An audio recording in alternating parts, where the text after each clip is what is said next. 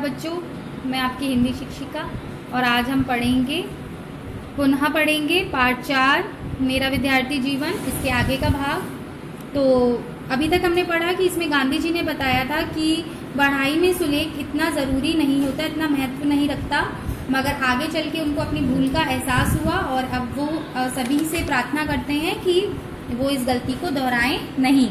तो आगे हम पढ़ते हैं कि यह कुबुद्धि मेरे मन में ना जाने कहाँ से आ गई, जो ठेठ विलायत जाने तक रही। मतलब वो ये बोल रहे हैं कि ये मेरी कुबुद्धि यानी कि मेरी बुद्धि पता नहीं कैसे फिर गई कि मैंने पढ़ाई में सुलेख को आवश्यक नहीं समझा और मेरे मन में ये कहाँ से आ गई थी बात, जो कब तक रही, जब तक मैं विलायत नहीं गया। विलायत यानी कि विदेश नहीं गया।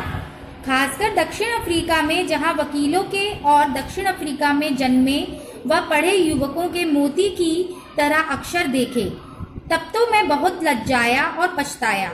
मैंने देखा कि लेख का खराब होना अधूरी शिक्षा की निशानी है।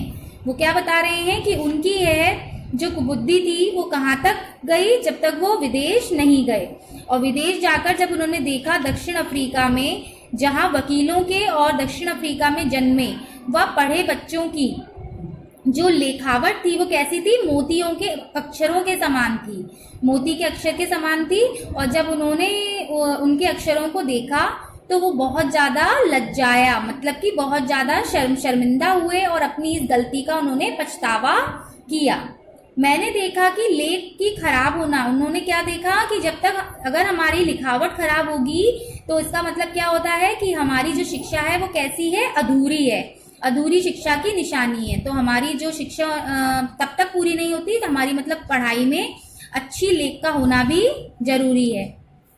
मैंने पीछे अपना लेख सुधारने की कोशिश की, परंतु पके घड़े पर कब मिट्टी चढ़ सकती है। जिस बात की अवहेलना मैंने बचपन में की उसे मैं फिर आज तक ना सुधार सका। वो बोलते हैं कि मैंने पीछे अपना लेख सुधारने की, मतलब जब वो बड़े हुए, मतलब जब उनको ये बात का एहसास हुआ कि अच्छी लेख कितनी ज़रूरी है, तो उन्होंने अपनी भूल को सुधारने की कोशिश की, परंतु जिस प्रकार से जब मिट्टी का जो घड़ा होता है वो पक जाता है अच्छे से, तो उसमें कोई भी चेंजेस नहीं कर सकते हम, उसको फिर किसी भी रूप में नहीं ढाला जा सकता। इसी प्रकार से जब उन्होंने बचपन में अपनी इस बात की अवहेलना की थी, यानी कि अनदेखी की थी, अब उस भूल को वो आज तक नहीं सुधार पाए हैं। हर एक नवयुवक और नवयुवती मेरे उदाहरण को देखकर चेतें और समझे कि सुलेख शिक्षा का एक आवश्यक अंग है। वो क्या बता रहे हैं कि हर एक नवयुवक यानी कि नया लड़का और एक नई लड़की, मतलब हर एक नौजवान लड़का और नौजवान लड़की मेरे इस उदाहरण को देखकर समझे कि सुलेख शिक्षा का कितना जरूरी अंग है। लेख सुधारने के लिए आलेखन कला आवश्यक है। मतलब लेख को सुधारने के लिए हम क्या कर सकते हैं, लेखन क्रिया का प्रयोग कर सकते हैं, यानी चित्र बना सकते हैं और प्रैक्टिस कर सकते हैं हम अच्छा लिखने की, है ना। तो इस प्रकार से हम अपनी जो लेखन जो हमारा सुलेख है, हम उसको लेख को हम सुधार सकते हैं। मैं तो अपनी यह राय बता रहा हूँ कि बालकों को आलेखन कला सीखनी चाहिए। मतलब आलेखन कला यानी चित्रकला सीखनी चाहिए। इस प्रकार पक्षियों और वस्तुओं आदि को देखकर बालक उन्हें याद रखता है और आसानी से पहचान लेता है, उसी प्रकार अक्षरों को भी पहचान लेता है। जब आलेखन कला सीखकर चित्र आदि बनाना सीख जाता है, तब यदि अक्षर लिखना सीखे तो उसके अक्षर सुंदर हो जाएंगे। मतलब उनका क्या कहना था गांधी जी का कि जिस प्रकार हम पक्षियों और वस्तुओं को देखकर हम बालक को क्या हो जाता है, याद रखने की क्षमता बढ़ जाती है। हम किसी चीज़ को देखते हैं तो हमें वो चीज़ याद रह जाती है। उसी प्रकार से जब हम अक्षरों की पहचान लेते हैं, और कैसे पहचानना सीखेंगे, यदि हम उनको बनाएंगे यानी चित्र बनाएंगे उनका, तो वो अक्षर भी हमको आसानी से लिखने आ जाते हैं, तो उसके अक्षर सुंदर हो जाएंगे। जिस प्रकार से हम बना के उसकी कोशिश करेंगे तो हमें लिखना भी आ जाएगा और हमारे जो अक्षर हैं वो सुंदर बनने भी लग जाएंगे। संस्कृत मुझे रेखा गणित से अधिक मुश्किल मालूम पड़ी।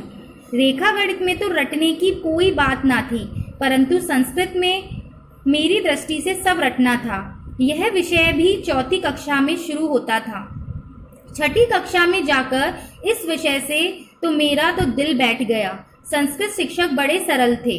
विद्यार्थियों को बहुतरा पढ़ा देने का लोभ उन्हें रहा करता।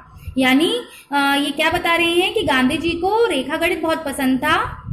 रेखा गणित तो बहुत अच्छा लगता था, मगर संस्कृत उनको बहुत ज़्यादा कठिन लगती थी। संस्कृत मुझे रेखा गणित से भी बहुत अधिक मुश्किल लगती थी। रेखा गणित में तो रटने की कोई भी बात नहीं थी, क्योंकि रेखा गणित तो क्या है, प्रैक्टिस, मतलब आप उसको हल करना पड़ता है, सवाल बनाने पड़ते हैं। मगर संस्कृत उनकी दृष्टि से, गांधी जी की दृष्टि से जो संस्कृत थी वो पूरी रटने वाली होती थी। और ये कब से आती थी? चौथी कक्षा से।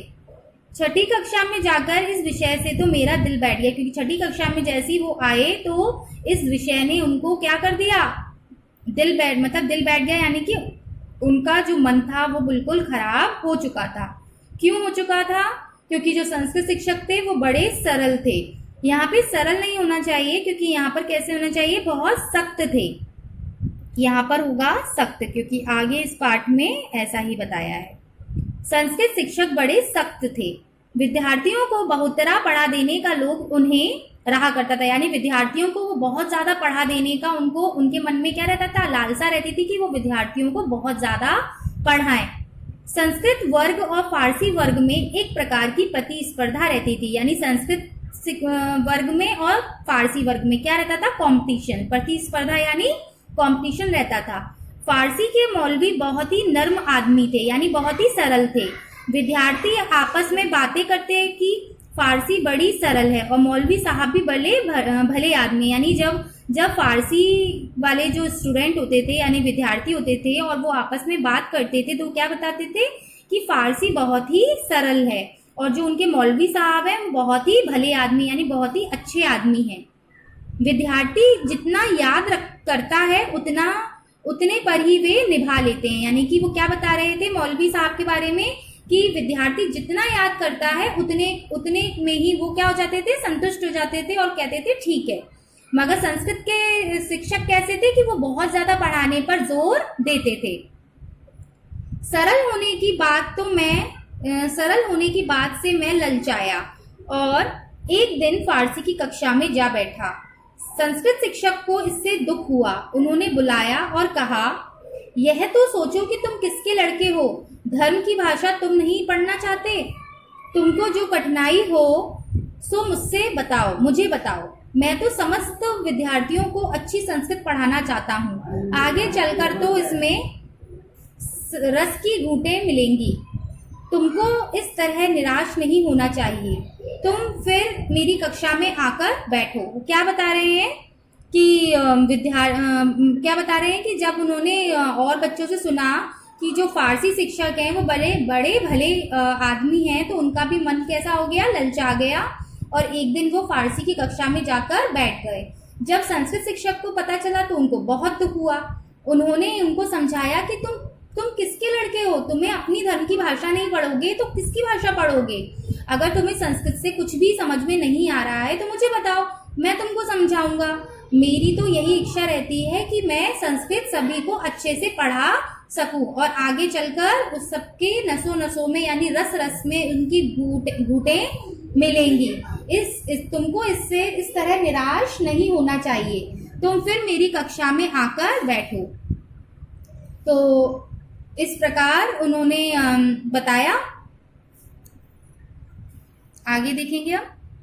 मैं शर्मिंदा हुआ, शिक्षक के प्रेम की अवहेलना ना कर सका। यानी कि वो बहुत अपनी इस बात पे बहुत शर्मिंदा हुए, और जो शिक्षक का इतना प्रेम था उनके प्रति, उसकी वो अवहेलना नहीं कर पाए, यानी अनदेखी नहीं कर पाए। तो इसके आगे का भाग हम कल पढ़ेंगे।